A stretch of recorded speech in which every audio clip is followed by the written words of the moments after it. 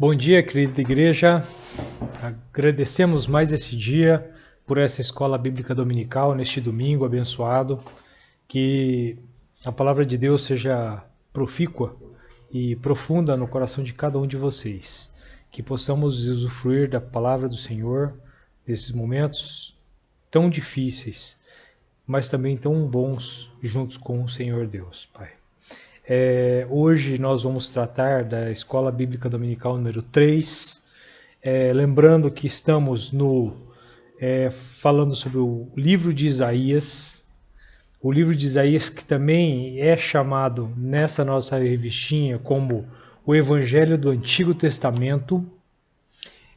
A característica do livro de Isaías, principalmente messiânica, principalmente apontando para o Messias, o classifica nos tempos de hoje como o Evangelho do Antigo Testamento. É importante a gente imaginar isso daí. E o título da Escola Bíblica Dominical de hoje é A Soberania do Reino de Deus. Essa soberania do Reino de Deus que a gente vai entender nessa Escola Bíblica Dominical número 3. Nós já tratamos de dois tópicos anteriores, a Escola Bíblica Dominical número 1, falando sobre o profeta Isaías, seu ofício, pessoa e contexto, e a Escola Bíblica Dominical número 2, a mensagem do reino que virá. Agora, dando continuidade à mensagem do reino que virá, a gente vai tratar da soberania do reino de Deus. Nós temos que entender essa frase, soberania do reino de Deus, como várias palavras ou vários conjuntos de palavras que formam uma ideia para nós. Quando a gente fala de soberania, a gente fala de algo que está com tudo sob controle, está com tudo ao seu redor controlado para si. Tudo que ele faz, tudo que ele dita é soberano.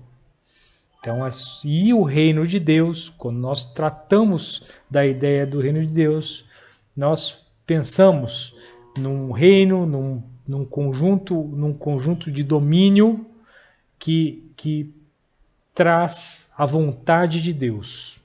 Tratamos da soberania e do reino de Deus conjuntamente. Então é isso que nós vamos tratar nessa escola bíblica dominical. Os textos bíblicos que nós vamos tratar estão no livro de Isaías número 13, no livro de Isaías número 14 e no livro de Isaías número 17, capítulo 17. Então, nesses três capítulos, a gente vai olhar sobre a ótica do livro de Isaías, sobre o que é a soberania do reino de Deus, sobre todos nós, incluindo nos tempos de hoje. Contextualizando um pouquinho sobre essa lição e sobre esse tempo no qual Isaías escreve esse livro, a gente tem que pensar duas situações. Primeiro, que Isaías era um profeta. Como profeta, ele falava em nome de Deus, ele era um porta-voz do reino de Deus para aquele tempo. E qual tempo era esse? Se tratava no século 8 antes de Cristo. Ou seja, no ano de 700 a 600 antes de Cristo. Nós estamos falando de 700 anos antes da vinda do nosso Senhor Jesus Cristo. É tempo padedel. Nesse período, como todos os períodos da história da humanidade, existiam reinos que tinham poder sobre as outras nações. Hoje nós temos países que têm soberania e têm poderes sobre outras nações. E naquela época não era diferente. E quem eram os poderosos daquela época? Eles ficavam próximos da Palestina, próximo de hoje, onde é Israel, onde era o reino onde estava alocado o povo de Deus. E era a região da Mesopotâmia, que hoje é o país Iraque. E lá existiam várias nações que se alternavam no poder. Primeiro surgiu o primeiro Império Babilônico. Esse primeiro Império Babilônico foi derrotado pelo Império Assírio. O Império Assírio muitas vezes dificultou a vida para o povo de Deus, mas o Império Assírio também foi subjugado e entrou o segundo Império Babilônico. Temos que lembrar que depois do reinado de Salomão, o povo de Israel se dividiu em Reino do Norte, chamado de Israel, e Reino do Sul, chamado Reino de Judá. Reino do Norte seria a capital Samaria e englobaria das 12 tribos de Israel originárias, 10 tribos. E o Reino do Sul, das 12 tribos originárias, 2 tribos. E a capital do Reino do Sul, Judá, seria a própria Jerusalém. No período de subjugo assírio, a Assíria dominou o Reino do Norte e levou cativo toda a sua população. E aí que entra o contexto de Isaías, do profeta Isaías. O profeta Isaías, ele mostra no capítulo 13 o que queria acontecer para o reino da Babilônia. Ele já estava profetizando duas situações. Primeiro, que o Império Babilônio, no seu segundo império, iria invadir o Reino do Sul, que ainda estava intacto, ia destruir a capital Jerusalém e o templo do Senhor, e iria levar cativo o seu povo. Mas ele também profetiza que o Império Babilônico iria sofrer as consequências do Senhor Deus. E aí nós temos que pensar o seguinte, que independente das nações e poderes que existem na Terra, tanto naquela época como nos tempos de hoje, nós temos que ter total ciência e fé e certeza que Deus agirá a favor do seu povo. Se nós fazemos parte do povo de Deus, nós seremos alcançados pelo braço forte do Senhor, independente das situações políticas, econômicas, sociais que afligem a humanidade naquele momento. Independente do que ocorra, o braço forte do Senhor irá alcançar aos que são seus, de uma forma ou de outra. E Isaías está dizendo muito claramente no capítulo 13. Ele já inaugura o capítulo dizendo ai da Babilônia, que sofrerá consequências. Mas Deus também permite que essas consequências aconteçam para o povo de Deus, porque o povo de Deus naquele momento também estava cometendo delitos e pecados. E então nós temos que entender que, independente da situação, de toda a questão, o povo de Deus também sofrerá consequências, e os povos que subjugarão o povo de Deus também futuramente sofrerão consequências. Isso é a forma do nosso Deus vivo tratar com relação ao pecado do homem, tá? Então aí a gente está falando do texto, o profeta, os reinos e o agir de Deus. Então o profeta Isaías está proferindo sua mensagem a partir dos reinos que estão se alternando de poder. Primeiro o reino assírio, depois o segundo império babilônico, e ele já está anunciando que esse império babilônico vai cair. E caiu, de fato. E esse é o agir do Senhor Deus. É importante ressaltar de novo, repetindo que, independente das circunstâncias, das situações que estão ocorrendo diante da nossa vida, da nossa região, nós temos que confiar no Senhor. Nós temos que entender que o Senhor estará sempre aqui. E aí, nós vamos para o segundo tópico, que é o dia do Senhor, já e ainda não. A primeira expressão que ocorre no capítulo 13, a primeira expressão bíblica que traz um entendimento profundo é o dia do Senhor. O que nós entendemos como o dia do Senhor? O dia do juízo final, o dia em que Deus faz sua justiça. É o dia que o Senhor trata da sua justiça para com os seus servos. E aí, esse dia do Senhor, ele tem duas características e duas situações que ele aponta. O dia do Senhor que já ocorre, e o dia do Senhor que ainda não ocorreu.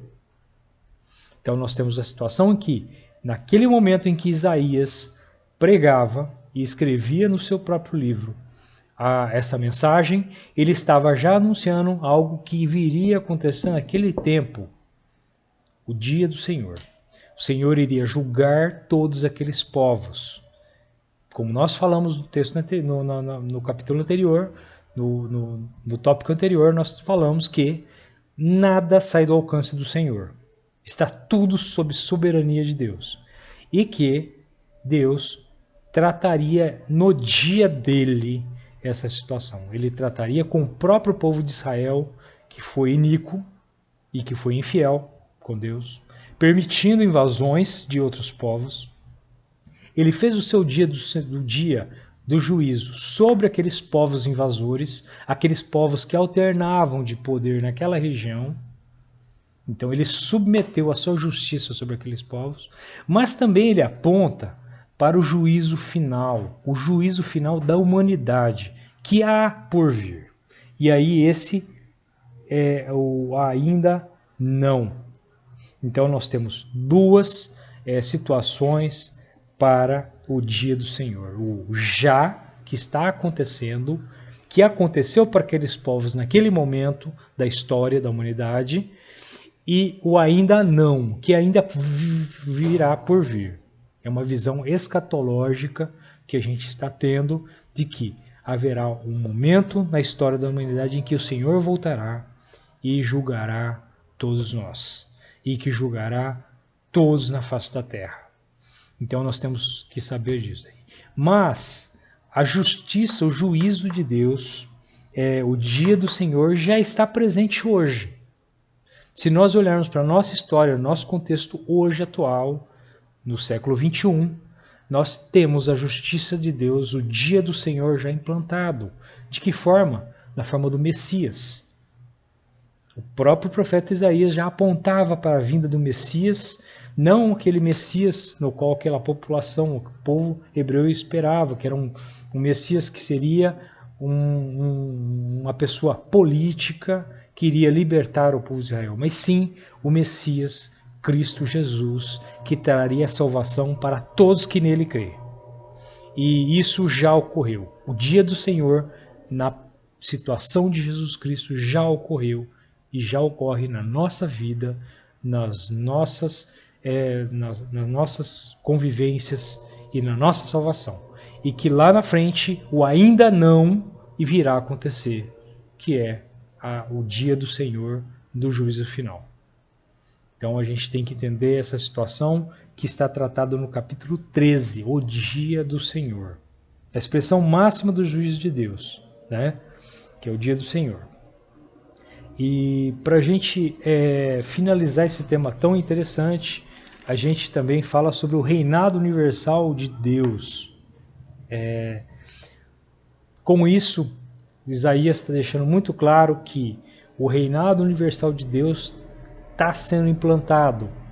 Os métodos e os meios que Deus propõe para subjugar as nações e para colocar o seu juízo sobre todos são os mais perfeitos para indicar um futuro próprio e um futuro próximo do seu reinado universal.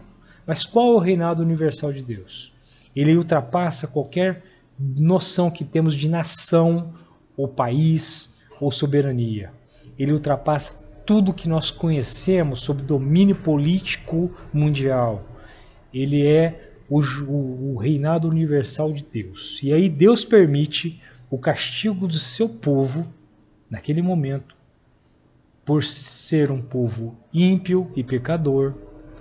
Deus castiga as nações ímpias que subjugaram o seu povo, mas Deus prepara naquela região a chegada do verdadeiro Messias, do Cristo Jesus, que traria a verdadeira salvação eterna para todos nós, para aqueles que creem nele. Então, o Senhor Jesus, ele trouxe um novo propósito, uma nova proposta de salvação para nós, diferente de tudo que aquele povo imaginava naquela situação. Mas Isaías já preconizava isso nas suas palavras. E é importante a gente ter essas três noções. Primeiro, Deus permite o castigo de seu povo como forma educativa, como forma de justiça para dizer, vocês estão errados, vocês cometeram erro. Terceiro, Deus castiga os ímpios, os pecadores, os infiéis, as nações que, de alguma forma ou de outra, não o adoraram da maneira correta, ou não adoraram. E terceiro, ele prepara esse caminho para o reinado universal de Deus, a partir do seu Messias, a partir de Cristo Jesus.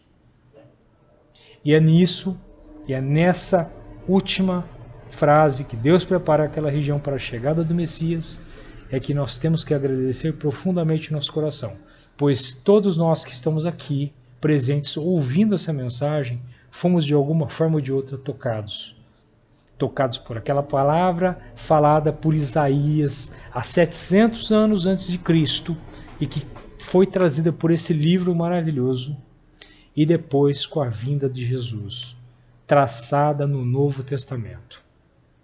É isso que a gente tem que ter em mente, que temos que ter gratidão ao Senhor Deus, temos que saber adorar o Senhor Deus por todas as suas maravilhas que tem feito por nós. De alguma forma, você, irmão, foi tocado no seu coração para saber dessa boa nova, para saber desse evangelho, para saber do que é bom, para fazer parte desse reino universal de Deus, que é imutável e é inabalável. Amém, irmãos? É nisso que oramos e agradecemos, em nome do Senhor Jesus Cristo. Amém, Senhor.